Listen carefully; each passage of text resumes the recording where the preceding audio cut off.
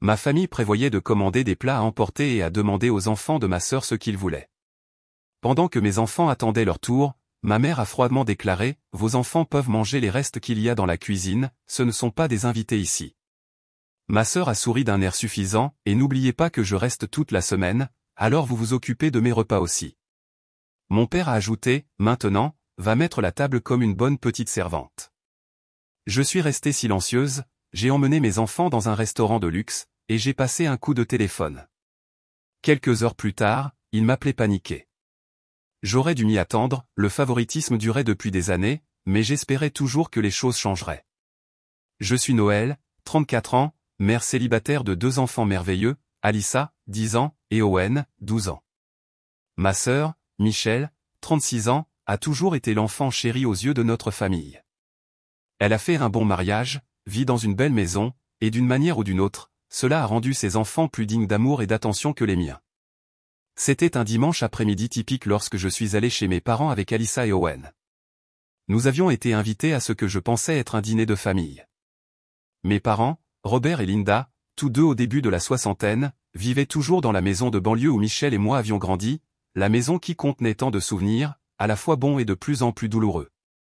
Michel était déjà là avec ses jumeaux, Sophia et Mason, tous deux âgés de 8 ans.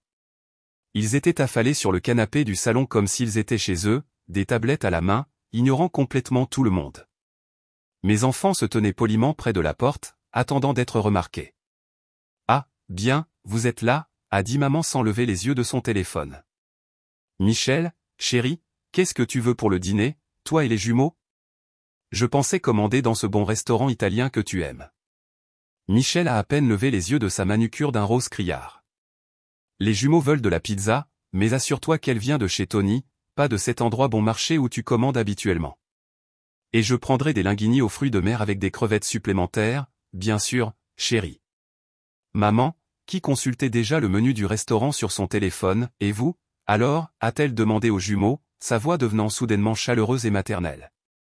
Sophia a levé les yeux de sa tablette avec l'expression arrogante que j'avais appris à détester. Je veux la pizza avec du fromage et du pepperoni en plus, et Mason veut la même chose, mais avec de la saucisse aussi. Parfait. Grand-maman veillera à ce que vous ayez exactement ce que vous voulez, a renchéri papa depuis son fauteuil inclinable, sans se donner la peine de reconnaître mes enfants, qui étaient toujours là, à attendre patiemment. Alyssa a tiré sur ma manche, « Maman, quand est-ce qu'on peut leur dire ce qu'on veut ?» Je lui ai serré la main doucement. « Attends juste une minute, ma chérie. » Mais les minutes passaient. Maman continuait à faire défiler le menu, demandant de temps en temps à Michel des informations sur les entrées et les desserts. Papa a offert aux jumeaux des boissons et des collations pendant qu'ils attendaient. Mes enfants étaient là comme des fantômes invisibles, et j'ai senti ma poitrine se serrer d'une colère et d'une déception familière. Finalement, Alyssa s'est avancée avec l'audace innocente que seuls les enfants possèdent. « Grand-maman, qu'est-ce qu'Owen et moi pouvons avoir pour le dîner ?» Le silence qui a suivi était assourdissant. Maman a levé les yeux de son téléphone avec une expression de légère irritation, comme si Alyssa avait interrompu quelque chose de terriblement important. « Vos enfants peuvent manger les restes qu'il y a dans la cuisine, ce ne sont pas des invités ici, » a dit maman, sa voix froide comme le vent d'hiver. Ces mots m'ont frappé comme un coup physique, mais ce qui a suivi était encore pire. Michel a levé les yeux de ses ongles et a souri d'un air suffisant, ce même sourire cruel qu'elle arborait quand nous étions enfants et qu'elle était sur le point de m'attirer des ennuis. « Et n'oubliez pas que je reste toute la semaine, alors vous vous occupez de mes repas aussi. C'est la moindre des choses puisque maman et papa vous laissent utiliser leur chambre d'amis. » Attendez, quoi ? Je n'allais pas rester ici. Je vis à 20 minutes de là dans mon propre appartement. Mais avant que je puisse assimiler cette confusion, papa a asséné l'insulte finale. « Maintenant, va mettre la table comme une bonne petite servante, » a-t-il dit sans même me regarder, son attention étant concentrée sur des faits saillants sportifs à la télévision. La pièce est devenue silencieuse, à l'exception du bruit de mon cœur qui se brisait. J'ai regardé les visages de mes enfants. Les yeux d'Alyssa se remplissaient de larmes, et la mâchoire d'Owen était serrée d'une manière qui me rappelait douloureusement moi-même. Ils étaient assez grands pour comprendre exactement ce qui venait de se passer. J'aurais pu crier. J'aurais pu les confronter sur place, exiger de savoir pourquoi mes enfants étaient traités comme des citoyens de seconde zone dans la maison de leurs propres grands-parents. J'aurais pu demander à Michel pourquoi elle pensait pouvoir me proposer de payer ses repas alors qu'elle conduisait une BMW et que je conduisais une Honda Civic de 10 ans. Je suis restée silencieuse. Parfois, la meilleure vengeance exige de la patience. Venez les enfants, ai-je dit doucement, ma voix étonnamment stable. On s'en va. Mais maman, on ne reste pas pour le dîner, a demandé Owen, confus. Nous allons quelque part de mieux, ai-je répondu, en prenant leurs deux mains et en me dirigeant vers la porte.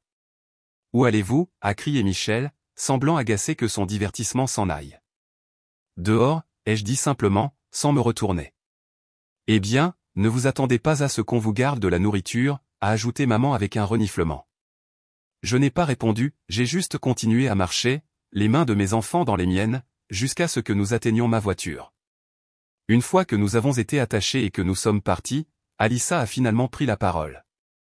Maman, pourquoi ont-ils été si méchants avec nous? J'ai serré le volant plus fort. Je ne sais pas, ma chérie, mais tu sais quoi? Nous allons avoir un bien meilleur dîner qu'eux. Où allons-nous? A demandé Owen. J'ai souri pour la première fois ce jour-là. Morton's Steakhouse. Les deux enfants ont halté. Morton's était le restaurant chic du centre-ville devant lequel nous avions toujours passé mais où nous n'étions jamais entrés. C'était le genre d'endroit où un dîner pour 3 coûterait plus cher que ce que je dépensais habituellement en provisions en une semaine. Mais maman, c'est tellement cher, a dit Alyssa, pratique au-delà de son âge. Ce soir, nous fêtons quelque chose, ai-je dit, en me garant sur le parking du restaurant. Qu'est-ce qu'on fête? A demandé Owen. Le fait que nous méritions mieux, ai-je répondu. L'hôtesse chez Morton's était tout ce que ma famille n'était pas, chaleureuse, accueillante et sincèrement heureuse de nous voir. Elle nous a conduits à une belle table près de la fenêtre, et en quelques minutes, nous avions du pain chaud, de l'eau glacée avec du citron, et des menus qui ont fait briller les yeux de mes enfants. Maman, est-ce que je peux vraiment commander tout ce que je veux? A chuchoté Alyssa. Tout ce que tu veux, ma puce. Ils ont commandé comme les enfants qu'ils étaient. Owen a pris un filet mignon comme un grand, et Alyssa a choisi des morceaux de poulet pané, mais le genre chic qui venait avec des frites à la truffe. J'ai commandé le saumon et le verre de vin que je ne pouvais pas vraiment me permettre. Pendant que nous attendions notre nourriture, je me suis excusé et suis sorti pour passer ce coup de téléphone. Bonjour Robert, ai-je dit quand mon père a décroché. Noël, pourquoi tu appelles? Tu ne reviens pas mettre la table? Non, papa, je ne reviens pas, mais je voulais te faire savoir que j'ai passé quelques coups de téléphone. Tout d'abord, j'ai appelé la société de gestion immobilière qui s'occupe de tes propriétés locatives. Il y a eu un silence à l'autre bout du fil. Tu vois, je fais ta comptabilité depuis 5 ans, je gère tes propriétés locatives, je fais tes impôts, je m'occupe des locataires, des demandes d'entretien, tout ça gratuitement parce que nous sommes une famille. Noël, où veux-tu en venir? Je veux en venir au fait que je viens de démissionner, avec effet immédiat. J'ai également appelé tes locataires et je leur ai fait savoir qu'ils auraient besoin d'une nouvelle personne de contact pour les problèmes d'entretien, car je ne gère plus les propriétés. Tu ne peux pas faire ça. En fait, si, je peux. Je n'ai jamais été officiellement employé par toi, tu te souviens? Pas de contrat, pas de préavis requis. Oh, et papa, j'ai aussi appelé ton comptable. Il s'avère que tous les documents fiscaux dont tu as besoin pour la déclaration de cette année sont chez moi, dans mes dossiers personnels. Tu devras trouver quelqu'un d'autre pour les organiser et les remettre à Monsieur Peterson avant la date limite du mois prochain. Je pouvais l'entendre bafouiller à l'autre bout du fil. Mais attends, il y a plus, ai-je continué, me sentant étrangement calme. J'ai aussi appelé le mari de Michel, David. J'ai eu une conversation charmante avec lui sur le fait que Michel prévoit de rester chez vous toute la semaine et s'attend à ce que je paie ses repas. Il a été très surpris d'apprendre cela, surtout qu'il pensait qu'elle rendait visite à son amie d'université Rebecca à Chicago cette semaine. Le silence s'est prolongé cette fois-ci.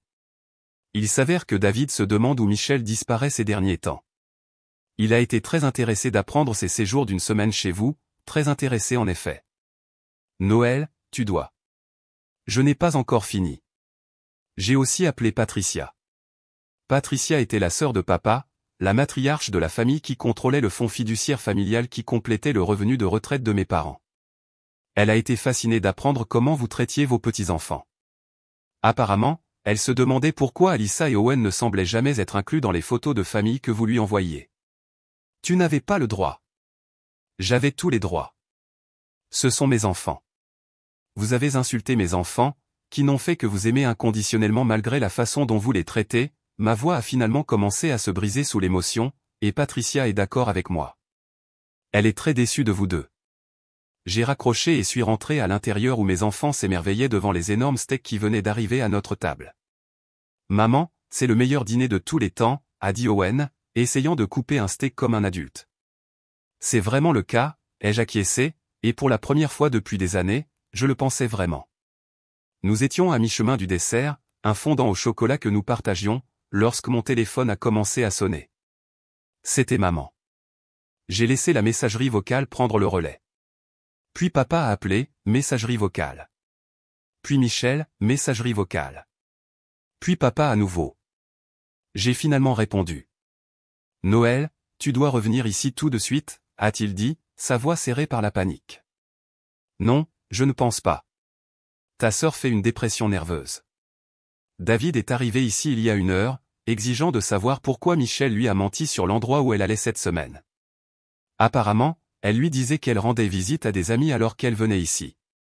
Cela ressemble à un problème de Michel, pas à un problème de Noël.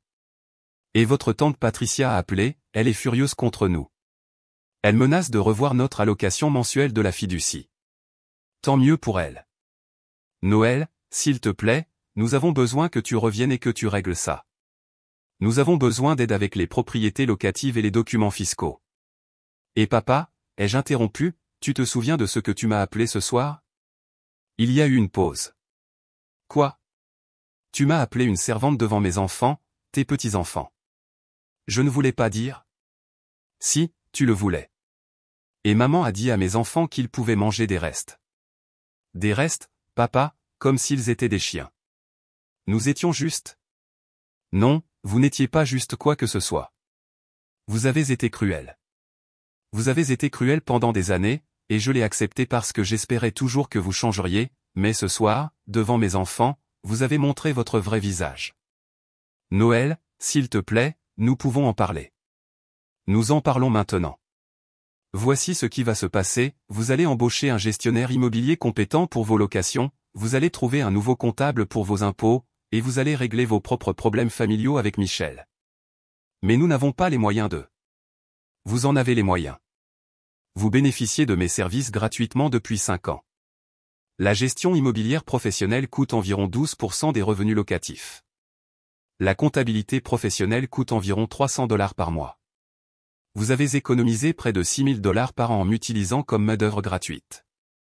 Il y a eu un silence pendant qu'il faisait le calcul. Et papa, si vous voulez revoir Alyssa et Owen un jour, toi et maman leur devez des excuses. De vraies excuses, pas des bêtises à moitié sincères du genre « je suis désolé que tu te sois senti mal », une vraie reconnaissance de la façon dont vous les avez traités.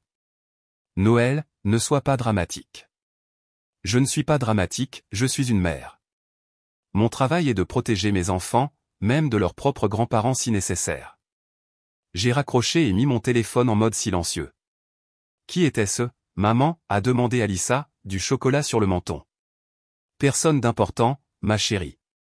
Le lendemain matin, je me suis réveillé avec 17 appels manqués et 43 textos. Les points saillants comprenaient. De maman, Noël, appelle-moi immédiatement. C'est ridicule. De papa, ta tante veut organiser une réunion de famille. Elle menace de réduire notre allocation. De Michel, merci beaucoup, sœur. David veut divorcer maintenant. J'espère que tu es contente. De Michel à nouveau, je vais dire à maman et papa que tu empoisonnes Alyssa et Owen contre la famille. D'un numéro inconnu, révélé plus tard comme étant David, merci de m'avoir enfin dit la vérité sur les voyages de Michel. Je soupçonne depuis des mois que quelque chose ne va pas. J'ai préparé du café, j'ai préparé les enfants pour l'école, et j'ai ignoré tous les messages. Mais les messages ont continué d'arriver au cours des jours suivants.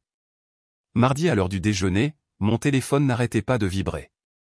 J'ai fini par l'éteindre et me suis concentré sur le travail, mais l'anxiété montait dans ma poitrine. Étais-je allé trop loin? Est-ce que je détruisais ma famille à cause d'une terrible soirée? Ces doutes m'ont assailli jusqu'à ce que je récupère Alyssa et Owen à l'école. Alyssa a bondi dans la voiture avec un grand sourire. Maman, devine quoi? J'ai raconté à mon professeur notre dîner chic d'hier soir, et elle a dit que ça avait l'air merveilleux. Elle a demandé si nous fêtions quelque chose de spécial. Qu'est-ce que tu lui as dit, ai-je demandé, sincèrement curieuse. Je lui ai dit que nous fêtions le fait d'être géniaux, a dit Alyssa d'un ton catégorique. Owen a reniflé de rire depuis le siège arrière. Alyssa, ce n'est pas ce que maman a dit. Je sais, mais c'est ce que j'ai ressenti, a répondu Alyssa. Pour la première fois depuis longtemps, nous nous sommes sentis géniaux au lieu de, tu sais, comme si nous dérangions tout le monde. Mon cœur s'est serré. Ma fille de 8 ans avait exprimé exactement ce que je ressentais depuis des années, on nous avait fait sentir que nous dérangions notre propre famille simplement en existant. Ce soir-là, une fois les devoirs terminés et les enfants au lit, j'ai finalement rallumé mon téléphone. Les messages s'étaient multipliés. Il y avait maintenant plus de 60 textos et 25 appels manqués, mais mélangés aux messages de colère de ma famille, il y en avait des surprenants. David avait envoyé plusieurs textos. Noël, je sais que c'est gênant, mais pourrions-nous parler? Il y a des choses sur le comportement de Michel que je pense que tu devrais savoir, des choses qui m'inquiètent depuis un certain temps. Ma voisine, Madame Chen, avait laissé un message vocal. Noël chéri, je t'ai vu partir hier avec les enfants si bien habillés. J'espère que vous avez passé une merveilleuse soirée. Tu mérites de bonnes choses. Plus surprenant encore, il y avait un message de ma cousine Rachel, la fille de Patricia, à qui je n'avais pas parlé depuis des mois. Noël, maman m'a raconté ce qui s'est passé. Je suis tellement fier de toi de t'être enfin tenu tête à l'oncle Robert et à la tante Linda. Owen et Alyssa ont de la chance d'avoir une maman ours aussi féroce. Ces messages m'ont rappelé que tout le monde dans ma famille élargie n'était pas aveugle à ce qui se passait. Certaines personnes avaient regardé et attendu que je trouve ma voie. Vers 22h le mardi, ma sonnette a retenti. J'ai jeté un coup d'œil par la fenêtre et j'ai vu Michel debout sur mon porche, toujours vêtue de la tenue coûteuse qu'elle portait 2 jours plus tôt, mais maintenant froissée et négligée. Son maquillage parfait était étalé, et ses cheveux donnaient l'impression qu'elle s'était passé les mains dedans. J'ai hésité à ne pas répondre, mais la curiosité a pris le dessus. « Que veux-tu, Michel ?» ai-je demandé à travers la porte. « Noël, s'il te plaît, j'ai besoin de te parler. » David m'a mise à la porte. Contre mon bon jugement, j'ai ouvert la porte. Michel avait l'air terrible, pire que je ne l'avais jamais vu.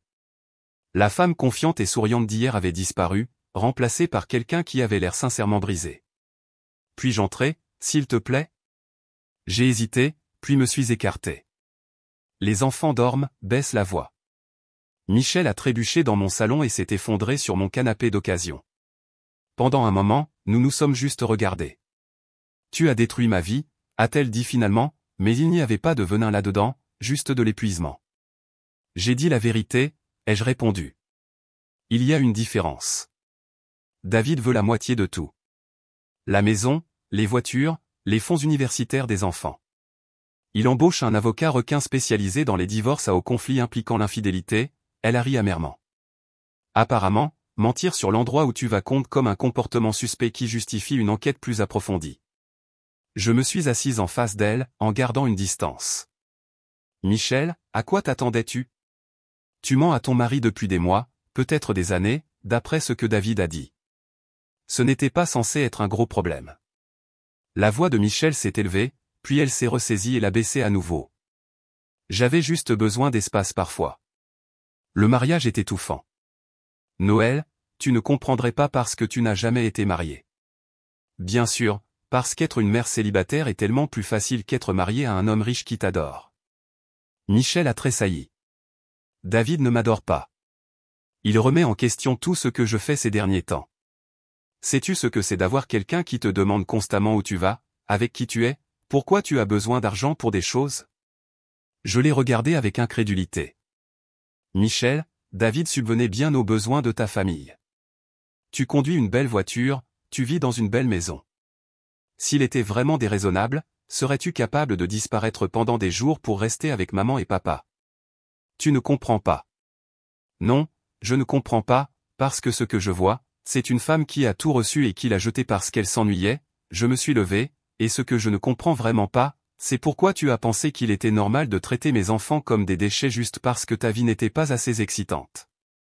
Michel est restée silencieuse pendant un long moment, puis, à ma grande surprise, elle a commencé à pleurer, pas les jolies larmes qu'elle avait perfectionnées pour obtenir ce qu'elle voulait, mais des sanglots laids et déchirants. Je sais que j'ai été horrible, a-t-elle dit entre deux halètements. Je sais que j'ai été une sœur terrible et une tante pire, mais Noël, je ne sais pas comment être autre chose. Que veux-tu dire? Tu te souviens quand nous étions enfants?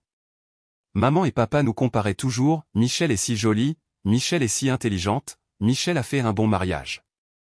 Ils ont fait de moi cette chose qui n'a de valeur que sur la base de ce que je peux réaliser ou de qui je peux impressionner.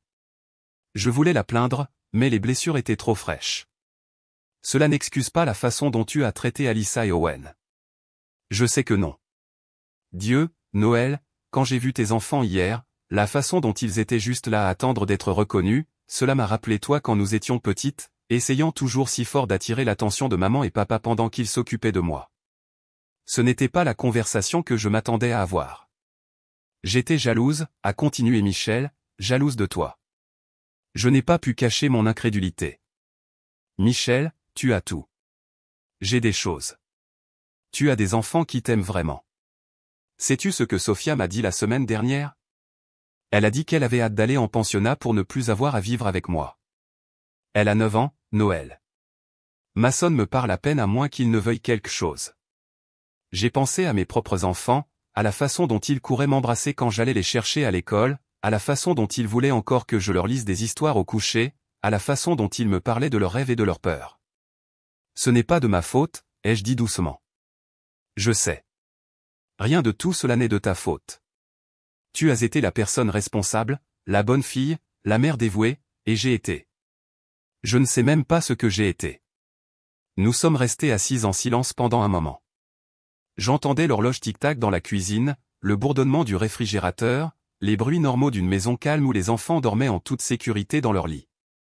Michel, pourquoi es-tu vraiment ici? Elle a essuyé ses yeux du revers de sa main. Parce que tu es la seule personne qui m'ait jamais vraiment connue avant que je devienne cette personne que je ne reconnais même pas. Que veux-tu de moi? Je veux savoir comment arranger ça, comment être meilleur, comment être le genre de personne avec qui mes enfants voudraient vraiment passer du temps. J'ai regardé ma sœur, je l'ai vraiment regardée, et pour la première fois depuis des années, j'ai aperçu des bribes de la fille qu'elle était autrefois, la fille qui se faufilait dans ma chambre pendant les orages, qui m'a appris à tresser des bracelets d'amitié, qui a pleuré quand notre poisson rouge est mort.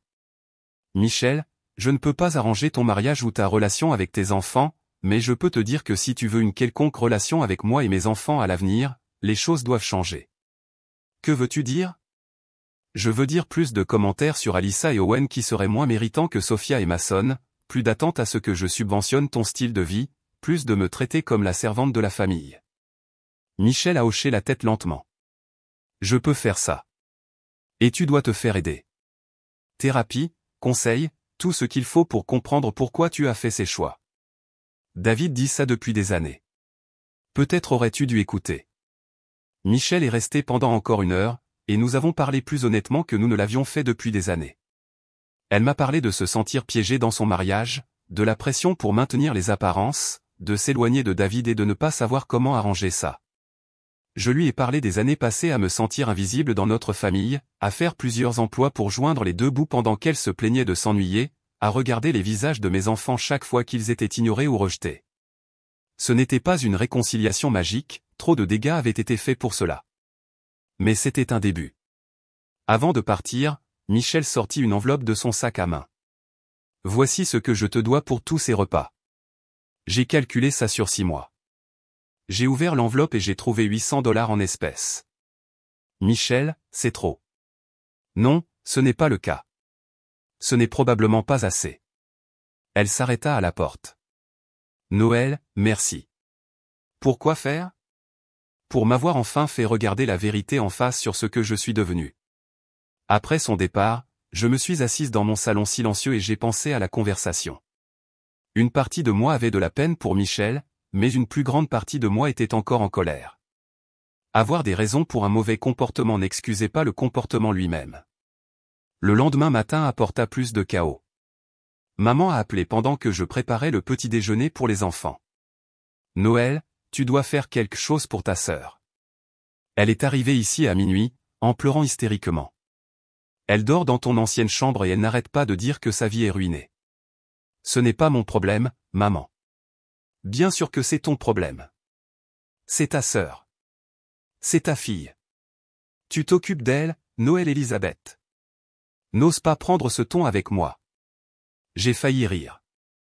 Même maintenant, après tout ce qui s'est passé, elle essayait de me gronder comme si j'étais une enfant. Maman, j'ai 34 ans. J'ai 2 enfants à moi dont je dois m'occuper. Michel est une adulte qui a fait des choix d'adulte. Les conséquences sont à elle de les gérer. Mais elle a besoin du soutien de sa famille, comme le soutien que tu as donné à Alissa. Et dimanche? La ligne est devenue silencieuse. C'est différent, dit finalement maman. En quoi est-ce différent? Michel est en train de divorcer. Elle a besoin de nous. Et mes enfants ont besoin que leurs grands-parents les traitent avec une décence humaine élémentaire, ce qui est plus important pour toi. Une autre longue pause. Noël, tu n'es pas raisonnable. Non, maman. Pour la première fois de ma vie, je suis raisonnable. Je protège mes enfants des personnes qui les traitent mal, même si ces personnes sont de la famille. J'ai raccroché et je me suis retourné pour trouver Alissa et Owen debout dans l'embrasure de la cuisine, ayant clairement entendu au moins une partie de la conversation. Maman, est-ce que toi et tante Michel vous disputez? Demanda Owen. Nous avons des problèmes d'adultes, oui. Est-ce à cause de ce qui s'est passé dimanche? Demanda Alissa doucement. Je me suis agenouillé à leur niveau. En partie, oui. Mais il s'agit surtout de la façon dont les gens de notre famille se traitent les uns les autres. Parfois, les adultes doivent avoir des conversations difficiles pour que les choses s'améliorent. Allons-nous toujours voir grand-maman et grand-papa? Demanda Owen. Voulez-vous les voir? Les 2 enfants semblaient incertains. Ils ont été vraiment méchants avec nous, dit Alissa. Mais ce sont toujours nos grands-parents, ajouta Owen, clairement partagé. Voici ce que je veux que vous sachiez tous les deux, dis-je en les serrant fort. Vous n'êtes jamais obligés de passer du temps avec des personnes qui vous font vous sentir mal dans votre peau, même si ce sont des membres de votre famille.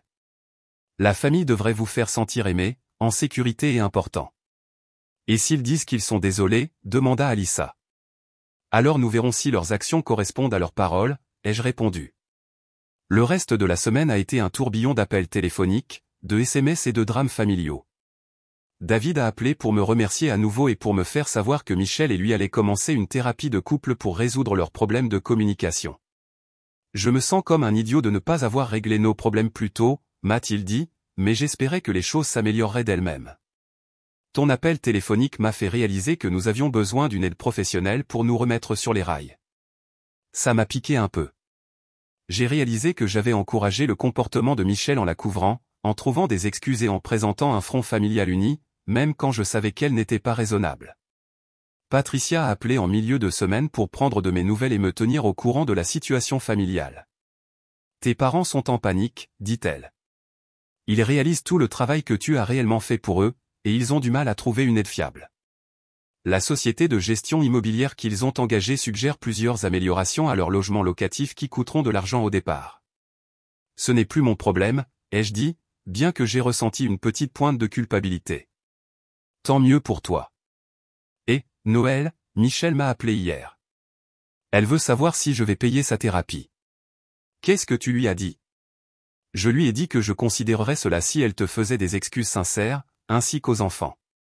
De vraies excuses, pas seulement des mots. Le jeudi soir suivant, j'aidais Alissa avec ses devoirs de mathématiques quand quelqu'un a frappé à la porte. À travers la fenêtre, j'ai pu voir papa debout sur mon porche, plus vieux et plus fatigué que je ne me souvenais. J'ai ouvert la porte mais je ne l'ai pas invité à entrer. Noël, nous devons parler. Je suis occupé à aider Alissa avec ses devoirs. Ça ne prendra qu'une minute, papa. Si tu es ici pour me demander de revenir gérer tes propriétés ou faire tes impôts, la réponse est non. Je ne suis pas là pour ça. Il baissa les yeux sur ses mains. Je suis ici pour m'excuser. Vraiment m'excuser. Pas seulement parce que Patricia m'y oblige. J'ai étudié son visage, à la recherche de signes de sincérité. Puis-je entrer, s'il vous plaît? Contre mon gré, je me suis écarté. Papa entra dans mon salon et regarda autour de lui, voyant vraiment mon espace pour probablement la première fois, les meubles d'occasion, les décorations soigneusement budgétées, les dessins des enfants recouvrant le réfrigérateur. Tu t'es fait un bel intérieur ici, dit-il doucement. Merci. Il s'assit lourdement sur mon canapé. Noël, j'ai été un père terrible et un grand-père encore pire. Je suis resté debout, les bras croisés. Oui, tu l'as été. Je n'ai pas d'excuses. Je ne peux pas blâmer ta mère, ni Michel, ni personne d'autre. J'ai fait des choix sur la façon de te traiter, toi et tes enfants, et ces choix étaient mauvais. Pourquoi, ai-je demandé. Pourquoi les enfants de Michel ont-ils toujours été plus importants que les miens? Papa resta silencieux pendant un long moment. Parce que c'était plus facile, dit-il finalement. Michel exigeait de l'attention. Elle piquait des cris si elle n'obtenait pas ce qu'elle voulait. Tu as toujours été si indépendante, si capable. Tu ne t'es jamais plainte, alors j'ai pensé que tu n'avais pas autant besoin. J'étais indépendante parce que je devais l'être, et je ne me suis pas plainte parce que quand je l'ai fait, personne n'a écouté. Je le sais maintenant, et je sais que c'est de ma faute. Papa leva les yeux vers moi avec des larmes dans les yeux. Tes enfants sont incroyables, Noël. Alyssa est si intelligente et gentille, et Owen est réfléchi et drôle. J'ai raté tellement de choses en ne leur prêtant pas vraiment attention. Oui, tu as raté. Peux-tu me pardonner? Peuvent-ils? Je ne sais pas, papa. Le pardon n'est pas quelque chose que tu peux exiger. C'est quelque chose que tu gagnes par un changement de comportement au fil du temps. Il hocha la tête. Que puis-je faire? Comment puis-je réparer cela? Commence par traiter Alyssa et Owen de la même manière que tu traites Sophia et Mason. Pas seulement quand Patricia regarde, mais tout le temps. Souviens-toi de leurs anniversaires sans que maman ait à te le rappeler. Renseigne-toi sur leurs intérêts, écoute vraiment quand ils te parlent. Je peux faire ça. Et, papa, si jamais, tu me traites encore de servante ou si tu dis à mes enfants qu'ils peuvent manger des restes, je sortirai de ta vie pour toujours. Tu comprends? Je comprends. Après le départ de papa, je me suis assise dans mon salon, me sentant émotionnellement épuisée. La semaine passée avait été comme une tornade qui avait ravagé ma famille et laissé le chaos dans son sillage. Mais peut-être, comme après une vraie tornade, pouvions-nous reconstruire quelque chose de mieux à partir des débris. Cet après-midi, tante Patricia a appelé. Noël, ma chérie, j'ai entendu parler de ce qui s'est passé hier. Je suis désolé que tu aies dû t'en mêler. Tante Patricia, n'ose pas t'excuser. Je suis fier de toi d'avoir enfin tenu tête à tes parents. J'observe ce favoritisme depuis des années, et je me demandais quand tu atteindrais ton point de rupture. Tu l'as remarqué, bien sûr. Penses-tu que je suis aveugle? À chaque réunion de famille, à chaque fête, les enfants de Michel sont inondés d'attention et de cadeaux, tandis qu'Alyssa et Owen sont traités comme des laissés pour compte. Ça me brise le cœur. J'ai senti des larmes commencer à se former. Enfin, quelqu'un dans la famille voyait ce que je vivais. J'ai prévu une réunion de famille ce dimanche, a poursuivi Patricia. Tout le monde sera là, tes parents, Michel, toi et les enfants. Nous allons avoir une discussion franche sur la façon dont cette famille traite ses membres. Oh, Patricia, j'apprécie ce que tu essaies de faire, mais je ne pense pas. Noël, fais-moi confiance.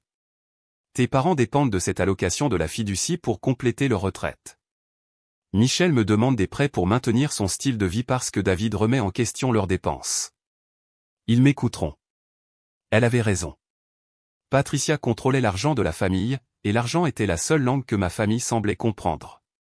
Le dimanche arriva, et je me suis retrouvée assise dans l'élégant salon de Patricia avec mes enfants de chaque côté de moi. Maman et papa étaient assis en face de nous, ayant l'air mal à l'aise et en colère. Michel était dans le coin, les yeux rougis par les pleurs, me lançant des regards noirs toutes les quelques minutes. Patricia, 78 ans et commandant toujours le respect dans ses perles et son blazer impeccable, se tenait à l'avant de la pièce comme un juge sur le point de rendre un verdict. J'ai convoqué cette réunion parce que cette famille s'est perdue, commença-t-elle. J'observe depuis des années que certains membres de cette famille sont traités comme plus précieux que d'autres, et je ne le tolérerai plus. Patricia, c'est vraiment inutile, commença papa. Robert, tu vas écouter, dit Patricia sèchement.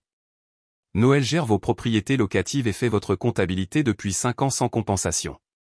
Elle vous a économisé des milliers de dollars tout en travaillant à temps plein et en élevant 2 enfants seuls. Maman se tortilla mal à l'aise sur son siège. Pendant ce temps, Michel ment à son mari sur ses allées et venues et s'attend à ce que Noël subventionne ses repas pendant qu'elle séjourne chez vous.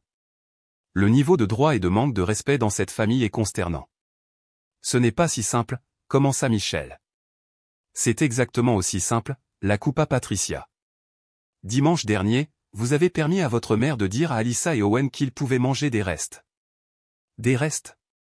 Ce sont vos petits-enfants, Linda. Votre chair et votre sang. Le visage de maman devenait rouge. Nous ne voulions pas dire ça comme ça. Comment vouliez-vous le dire? Veuillez m'expliquer comment dire à des enfants qu'ils peuvent manger des restes pendant que leurs cousins commandent dans des restaurants chers est autre chose que cruel. La pièce se tut. Patricia se tourna vers Alyssa et Owen, sa voix devenant douce. Alyssa, Owen, je veux que vous sachiez que votre grand-tante vous aime beaucoup. Vous êtes des membres importants de cette famille, et vous méritez d'être traités avec amour et respect. Alyssa hocha la tête solennellement, tandis qu'Owen se redressa sur sa chaise. Maintenant, continua Patricia, se tournant vers les adultes, voici ce qui va se passer. Robert et Linda, vous allez vous excuser auprès d'Alyssa et d'Owen pour votre comportement de dimanche dernier. De vraies excuses. Patricia, nous ne pouvons pas simplement commença papa. Vous allez vous excuser, sinon votre allocation mensuelle de la fiducie sera suspendue indéfiniment. La bouche de papa se referma. Michel, tu vas rembourser Noël pour chaque repas que tu t'es attendu à ce qu'elle couvre pendant tes visites. Tu vas également t'excuser pour ton rôle dans l'humiliation de dimanche dernier. Michel avait l'air de vouloir argumenter, mais le regard d'acier de Patricia la fit taire. Et à l'avenir, tous les petits-enfants seront traités de manière égale dans cette famille. Cadeaux égaux, attention égale, respect égal. Si j'entends parler de favoritisme, il y aura des conséquences. Maman finit par trouver sa voie. Patricia, tu ne peux pas dicter comment nous gérons notre famille. Je peux, et je le ferai. La fiducie familiale existe pour soutenir l'unité familiale, pas pour permettre un comportement cruel. Alyssa et Owen font partie de cette famille, et ils seront traités comme tels. Les excuses qui suivirent furent maladroites et clairement forcées, mais elles eurent lieu. Papa marmonna quelque chose à propos de ne pas avoir voulu blesser les sentiments de qui que ce soit. Maman dit qu'elle était désolée pour son mauvais choix de mots. Michel accepta à contre-cœur de me rembourser, bien qu'elle ait clairement indiqué qu'elle pensait que je réagissais de manière excessive. Mais les excuses n'étaient pas vraiment l'essentiel. L'essentiel était que quelqu'un avec du pouvoir dans la famille avait finalement reconnu ce que je vivais depuis des années. Alors que nous nous préparions à partir, Patricia me prit à part. Noël, je veux que tu saches que j'ai ajouté un codicille à mon testament. Alyssa et Owen recevront des héritages égaux avec leurs cousins. J'aurais dû le faire il y a des années.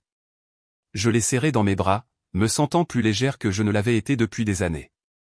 2 semaines plus tard, les choses dans ma famille avaient définitivement changé, bien que pas toujours de la manière à laquelle je m'attendais.